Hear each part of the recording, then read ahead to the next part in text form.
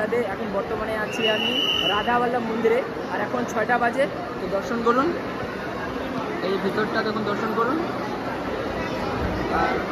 আমি যদিও দর্শন করেছি, আমাদেরকে আমি এখান থেকে দেখানোর চেষ্টা করবো।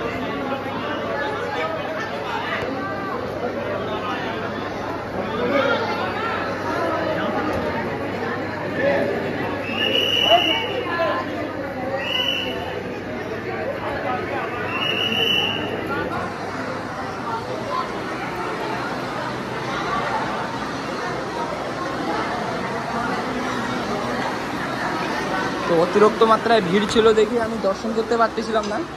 তো এখন একটু ভিড়টা কমলো, তা আমি ভিতরে গেলাম, দর্শন করলাম এবং দেখা যাচ্ছে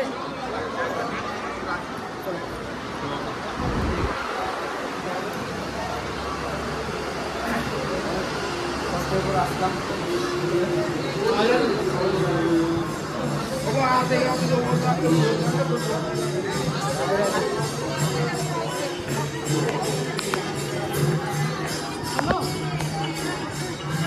এটা হচ্ছে রাধাবল্লভ মন্দির, এটাই হলো রাধাবল্লভ মন্দির।